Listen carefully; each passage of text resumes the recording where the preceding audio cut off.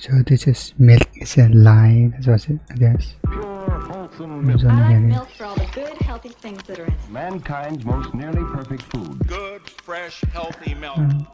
Year cross is करते video list 1981. Raiders of the Lost Ark is the #1 movie, and everyone is wearing leg warmers. You've got this former actor turned politician who's now the president, and he loves free markets, and he has a big problem. It wasn't the national debt or some big foreign policy issue, though he had plenty of those. His problem was too much cheese.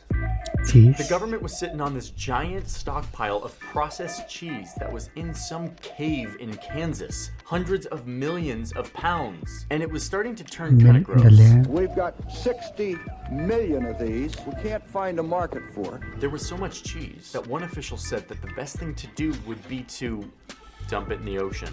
So Reagan Dumping, decides to that's it? give it away for free to America's poor. The cheese was to come out of the caves and into the American welfare system. The great cheese giveaway began today in turn California. on the Needy transfer people giveaway, lined up to so- get the surplus cheese. As the cheese flowed to the underserved, it became a symbol of the welfare experience. And soon, government cheese was cropping up in movies and hip-hop lyrics by artists who grew up on the stuff. After that government cheese, we eating steak. Like powder milk and government cheese.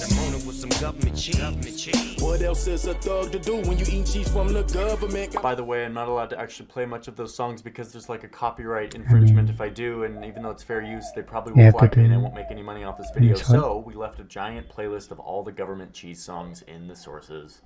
Sorry. Okay, but how did we end up with a surplus of literal caves full of highly processed cheese in the first place? And while we're at it, why did I drink so much milk as a kid? Like, why were there like 5 of these in my refrigerator at all times? My mom would give me a big glass of milk in the morning, and then I would go to school and be served a because of carton the of this protein, I stuff, guess. while also reading the best-selling kids novel at the time, which was about a girl's face on a milk carton. And then I would get home and my mom would give me more milk for dinner. And along with this milk, I was served a message about calcium, about how milk was vital for strong bones. Milk's Got the what best orange? bone-building food for all ages. Bone-building calcium. That makes a quart a day. I always drink plenty of milk. Turns out that my mom and school did this because they were lied to for a very long time. Lie? And that's what this video is about. Huh? The story of milk in this country shows us how far the government will go to protect certain industries, even at the expense of telling Americans the truth about what they're eating. It's a lie that gave us billboards of Austin Powers and Stone Cold Steve Austin with crusty milk mustaches. Okay. So let me show you how we, at least in America, Stone got Cold Steve brainwashed by Austin. milk. How do you Only like? milk I drink. An important This is food not for the can health we of say the something? nation. I'll Yes, take we a see. milk.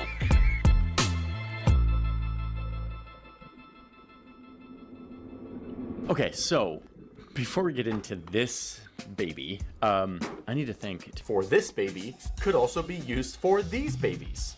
But human bodies weren't able to digest milk after childhood. They didn't have the enzymes to do so, especially another animal's milk. But the beautiful thing about human bodies is they can change. Over time, milk became a key source of sustenance for people living in certain parts of the world, like Northern Europe. They relied on their animals during cold, harsh winters. They couldn't grow crops. Same with the nomadic people in like the Sahara who relied on milk during hot summers. And doing this for a few thousand years, their genes actually changed. Suddenly, they had enzymes that could help break down and digest milk. Like they forced evolution to make them tolerant to milk. Good for them. And that is why this map exists. There's some weakness to the methodology on how this map was made, but it captures a true point here, which is that everyone around the world digests milk differently. Like the bluer your country is in this map, the more people can digest milk. So yeah, you've got Northern Europe with like 80 or 90% of the population being able to digest lactose. And because of those nomadic tribes that got used to drinking milk, that's why Niger is blue here. Meanwhile, in places like Asia, most bodies drink milk and they're like, dude, WTF, why are you putting baby food in my adult body? We don't digest this after the age of 6. Get it out of here. Humans would find a way around this by taking the digestive enzyme from a cow's belly, called rennet, and mixing it with milk. This would start the breaking down of the milk. And then they could put it in caves and let it ferment, and soon you're storing your milk. And you're also It's how making it she kind of scam or delicious. something. This is the birth of stuff like cheese and yogurt. We also turned milk into things like butter, which would last Butter, longer nice. and is undeniably one of the most delicious things that has ever been invented by humans. But raw milk, the stuff right out of the cow's udder, wasn't consumed by anyone besides like kids. And frankly, that wasn't the safest thing to do because milk goes bad really quickly. not When it safe, sits what? around, it becomes a cozy feeding ground for microorganisms, which again was great for making cheese, but kids drinking this day stuff was kind of risky. That all or changed something. when this guy found a way to heat up milk and kill off all the dangerous pathogens. It made it way safer and way easier to extend the shelf life. He called it pasteurization, Pasteurize. which was named after the guy's last name. Like, am I the only one who thought that pasteurization came from like the cow's pasture? But it was actually just a French guy's last name? No one else thought that. I'm literally the only one who... Okay, cool. So, despite all of these problems, milk ekes by from being canceled thanks to pasteurization. And now, kids can keep drinking it. Okay, the evolution and digestion part of this video is now over. Let's get to the economics and the government policy. And now it's the United States in the 1900s, and technology has given humans new food options. Like margarine, which threatened to compete with butter. Dairy companies realized that they needed to defend their product. They needed to prove that butter was better. So they start doing science. This is the era of dairy science. It gets pretty juicy. Like this study that shows that when they gave dairy to rats, they actually grew stronger and larger. And it must be because of a vitamin inside of the milk, a new concept. Let's call it vitamin A. A because it's the first vitamin we discovered. Okay. So yes, this is where so for vitamins that- came from. Like, we didn't have vitamins before 1912. And so now dairy companies are loving it. They have a scientific paper that says that milk corrects dietary deficiencies. And quote, and this is a little aggressive, is the greatest factor for the protection of mankind. That doesn't sound sensational or biased in any way. It sounds very scientific. The greatest factor for the protection of mankind. Dairy companies aren't going to be asleep at the protect wheel from what? while other forms of nutrition and fat try to displace them. So they form a cooperation, a council, the National Dairy Council, that promotes all things dairy. And they start to build a strong message to the American people that dairy isn't just a nice to have, it is scientifically proven to be vital for your health. But like, let's keep some perspective here. Animal milk went from being something that humans couldn't have beyond the age of 6 to something that some of us developed a gene to be able to digest, to then something that was like a hotbed for pathogens, and we solved that with pasteurization. But now, in the early 1900s in the United States, milk was a magical, perfect white drink that could cure all things. All of this was happening right in time for a moment that would change everything, both for the world, but also for milk's place in it. It is not an army we must shape for war. It is a nation. What? During World War I, the soldiers were Right. struggling. They were sick, they were malnourished, but lucky for them, the United States was ready with a perfect product to improve their health. Milk? We need more milk. Never enough milk to go around. We were now milk. able to condense milk into a powder form. Now it could last for years on a shelf without refrigeration. This really helped the milk bedside level milk. up. Now the magic drink was a magic powder that could help our men in uniform fight the bad guys. Milk was now associated with patriotism and freedom and liberty and America. Man, if you want a way to like make your product popular and famous, just tie it with like America. So now with their big new customer, the United States government, farmers fully shifted their businesses to dairy. They needed to meet this demand.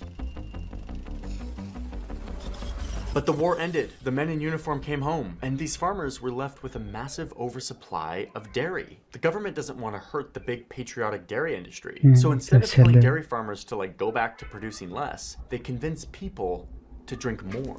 Rich in all the protein, minerals, and B vitamins of whole milk. And here's where we really start to see this vital web of relationships between dairy farmers, the United States government via the Department of Agriculture, scientists, and advertisers. It is a web of relationship that cements milk's place in our culture. It is the reason why in the 90s I was drinking like 5 cups of milk a day. A Milk day? becomes Jeez. an advertiser's dream. A magic white liquid that is scientifically proven to be the key to our children's health and development. And this message had a very strong ally at the US Department of Agriculture, who teams up with the dairy industry. So it's like after World War I and the Am I USDA the gets only one involved with that these like campaigns. milk? The reason I want to show you this stuff from like the 20s isn't because I want to give you a history lesson. It's because I want to show you how the US Department of Agriculture behaved, how it supported the dairy industry, how it kind of pushed a lot of propaganda. Because when you see it here in the 20s, 100 years ago, you'll see the version of today, which I'll show you in a moment, and you'll see those connections, and you'll be like, wow, not much has changed, and it will kind of blow your mind.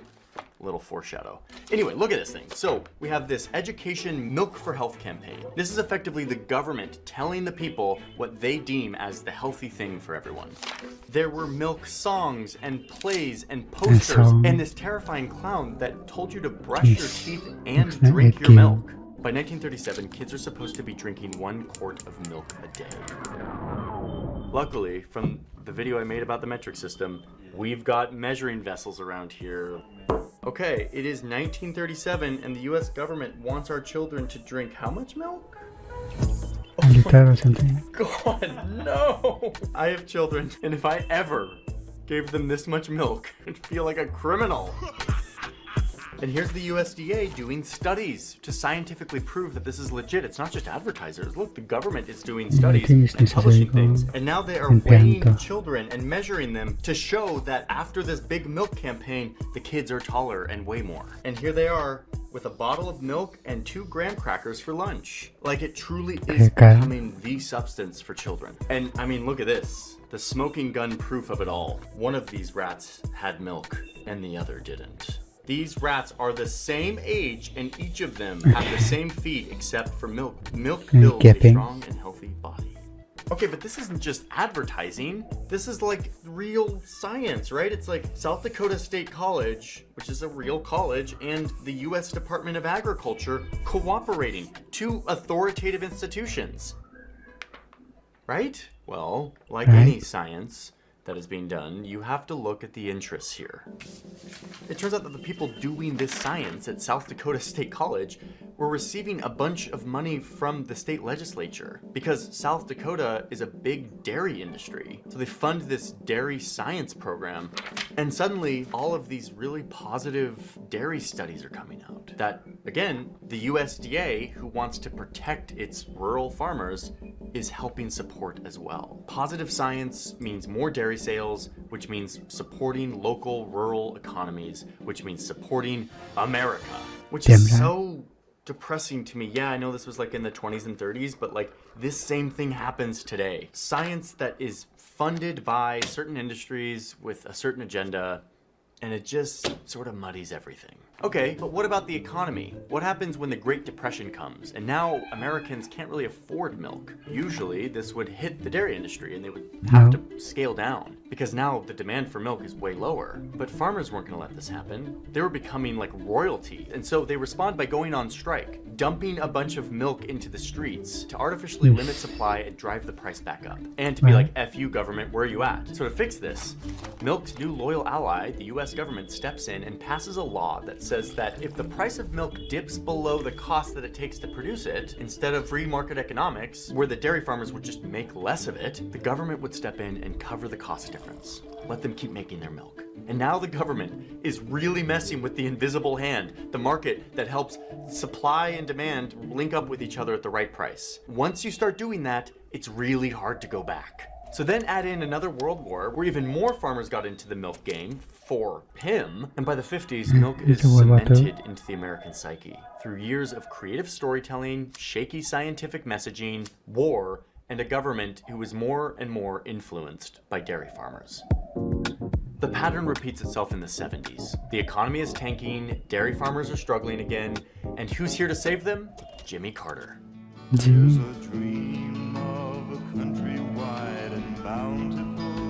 Jimmy did what American leaders before him did. He bowed down before the massive dairy lobby and bailed out farmers once again. I am in favor of giving farmers an equal break. This time in the form of $2 billion going into the dairy industry to guarantee them high prices. And, crucially for our story, to buy the extra milk that nobody wanted. Suddenly, farmers who were broke had loads of cash, and they were incentivized to produce as much milk as possible because they knew the government would buy it from them. Okay, but wait, what is the government doing with all this milk? Milk spoils really fast. Okay, says Jimmy Carter and company, instead of buying the milk itself, let's also buy a bunch of stuff that uses milk, stuff that could be stored and forgotten about, like butter and powder and cheese. So the dairy farmers kept producing tons of milk and cheese, and the government at one point was buying a quarter of all cheddar cheese in America. But unsurprisingly, when your big customer is the US government who is buying your cheese because America, you're not going to actually make a great product. One woman who grew up on this stuff wrote about it in an essay and described it as like poor man's Velveeta. Government cheese What's make the best Velveeta? real cheese you'd have never had in your life. And this is really sad to me because dairy can be really cool. Like I see France with a tradition of like brie and like camembert, and like Holland has Gouda, and we've got this American cheese. Pasteurized processed cheese, which is kind of more like a cheese-like substance and isn't a product of like culture and like refining a craft. It's a product of modern industrial policies meant to protect farmers. And it's what helped the United States cement its place as the home of some of the worst cheese in the world. Where do you buy government cheese? You got to be on their special mailing list. Government cheese is also the special ingredient. So this is how we ended up with a surplus of horrible cheese sitting in limestone caves in Kansas. By the 70s, there was 200 million pounds of extra cheese and other dairy products sitting here. And this is why the government started giving it away to food banks and to America's poor, the underserved that wouldn't be buying this cheese in the first place, so they weren't throwing off the other customers and driving the price down. That's partly because Americans on welfare were disproportionately non-white, African, Asian, or Native American descendants, meaning they're way more likely to be lactose intolerant. See the section above about evolution and the milk gene and stuff? This cheese also flowed to schools and prisons. And now we're in the 90s, my childhood, where I'm drinking a lot of milk every day. And this is where the whole government advertising science thing gets a lot worse, in my opinion. My mom just always instilled in me, drink your milk. Drinking milk is awesome, as having 3 glasses of milk a day helped us to really stay lean and fit. The thing about the government getting involved in setting the prices for stuff is that once you start, it's really hard to go back. For some markets, that's okay, like insurance and electricity utilities, the government should be involved. But milk? Like, it's just a thing that people can choose to buy or not. Like, it should be left to the invisible hand to decide how much people actually want, how much they're willing to pay, and therefore how much firms should produce. But instead, the US government had created a totally distorted market with a bunch of fake demand, and in the process incentivizing farmers to make tons of milk that nobody wanted. And the problem is with these policies is the surplus was just getting bigger and bigger. At one point, the government literally had to start paying dairy farmers to stop producing milk, to slaughter their herds. But even that wasn't working. So what's the next solution? Well, they tried what they did in the 20s. Instead of getting the farmers to produce less, let's convince the people to drink more. So we pass a law that allows all the dairy farmers to pitch into this big fund that they can use for advertising and research, which are kind of becoming the same thing. And the USDA, the Department of Agriculture, becomes like the referee to make sure that like they're not like doing any false advertising. And this is where we... And in the 90s, the unforgettable Got Milk campaign. Who shot Alexander Hamilton? Got milk. The people who coordinated this were freaking brilliant. They turned Got Milk into like a cool thing that every celebrity wanted to be a part of. To the point where they're taking like way cheaper rates for these campaigns just because it was like the cool thing to do. This is how you get this huge variety of different celebrities all appearing in magazines and ads for milk. Not a particular brand of milk, just milk. Well, Mr. Miller told me he never drinks milk. And these cool celebrities are telling us a story that milk builds strong bones. It has calcium and other essential nutrients. And that it even helps you lose weight. Milk your diet, lose weight. Meanwhile, they're funding all of these studies that are validating their claims. And the USDA standing by, just letting it all happen. So this is why in the 90s, my mom had like a bunch of these in her refrigerator. And I can't blame her. Like, what are you gonna do? The government authority on nutrition is telling you that you should be drinking milk. You're seeing it on all these billboards and magazines. You have real studies talking about calcium and bone health. This really embedded itself. But if there's anything we've learned is that no matter how much these forces push milk on us, people don't actually want to drink as much milk anymore. Milk demand, even during the Got Milk years, started going down. Decreasing. But the dairy lobby wasn't going to let up. They weren't going to take the hint from the market. So they started finding other ways to get us to drink milk. Instead of drinking it, we could eat it. Cheeseburger. Rush first. All the goddamn cheese. So the modern version of this is the dairy lobby looking at fast food restaurants, partnering with them to give us all kinds of cheesy things. You can't see it, but in all of these cheesy advertisements, the dairy lobby is there, lobbying and pushing to get more and more cheese in these products. The dairy industry literally has its own marketing agency called Dairy Management, whose goal it is to make this happen. They partner with fast food chains and they give us stuff like Pizza Hut's 3-cheese stuffed crust pizza and the Summer of Cheese campaign, or personal favorite, Taco Bell's steak quesadilla that has cheddar, pepper jack, mozzarella, and cheese sauce that increased dairy sales by 4%. This one product. That's because it uses 8 times more cheese than any other product on the menu. 8 times more cheese. A tasty triumph of culinary engineering. Bite into the new steak quesadilla today. Or Domino's, who has a cheese pizza that has 40% more cheese on it. It generates $177 million of sales. And the input for all this cheese? 1 billion additional pounds of milk. But of course, we gotta hit the schools. The schools are a fantastic place to sell dairy to. So Domino's now gets pizza into 2,000 schools nationwide. And we've got emails. Here's an email between Pizza Hut and the Dairy Lobby's marketing agency. And they're talking about how to sell more pizza and more cheese. I mean, it's brilliant. If you're a marketing person, which is these people are advertisers, they're like, people aren't drinking milk as much. Let's just pile it onto freaking stuffed crust and cheese pizzas around America. Oh, and by the way, these people sign their names as Lord of Cheese and Lady of Cheese. These people are serious about dairy. The point I'm making here is these people aren't nutritionists. Like, they are not concerned with anything other than selling more dairy. The former CEO of this dairy marketing company is like, if every pizza included 1 more ounce of cheese, we would sell an additional 250 million pounds of cheese annually.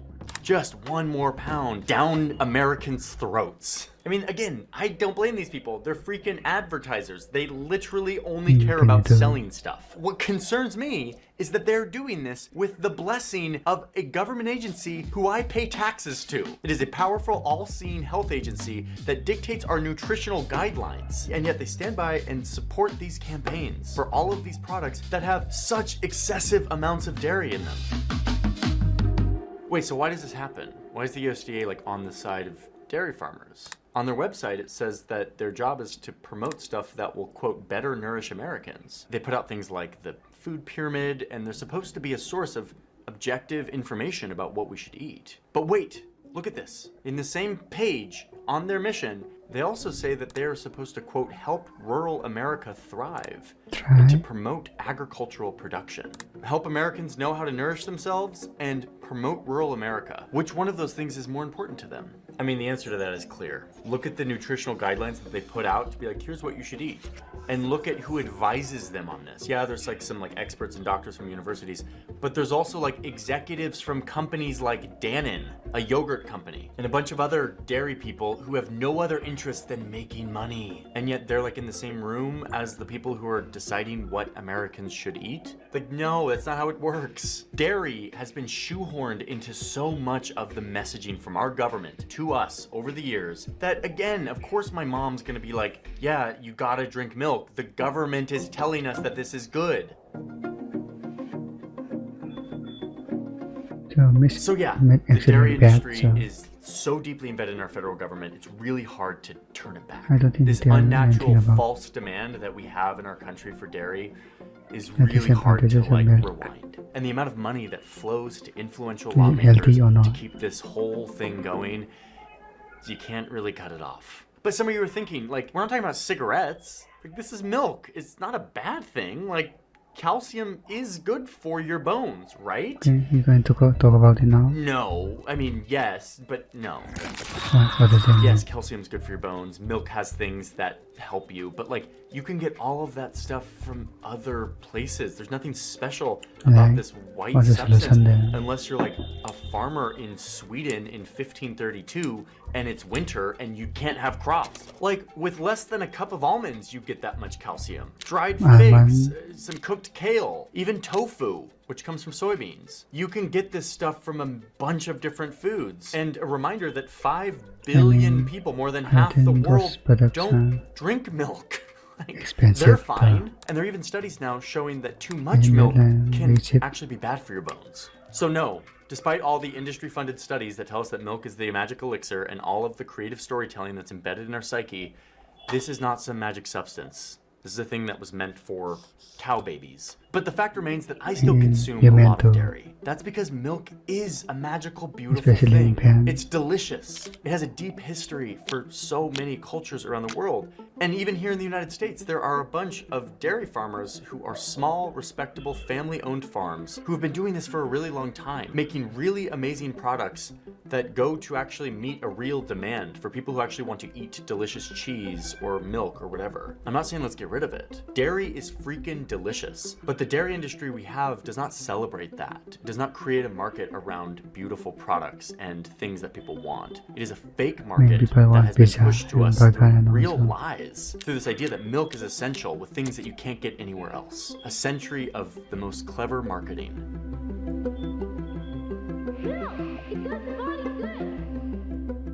I guess what I feel here is like a little bit disillusioned that the government agencies that we pay our taxes to give us objective advice and guidance can sometimes lead us astray, be so deeply under the influences of corporations and old legacy industries in our country that they end up protecting them more than they protect us. That is disappointing to me. This is ending. I don't think he discussed about the side effects of milk. He causes like bloating or something. If the product is tasty and safe, people will buy no matter what. This is video.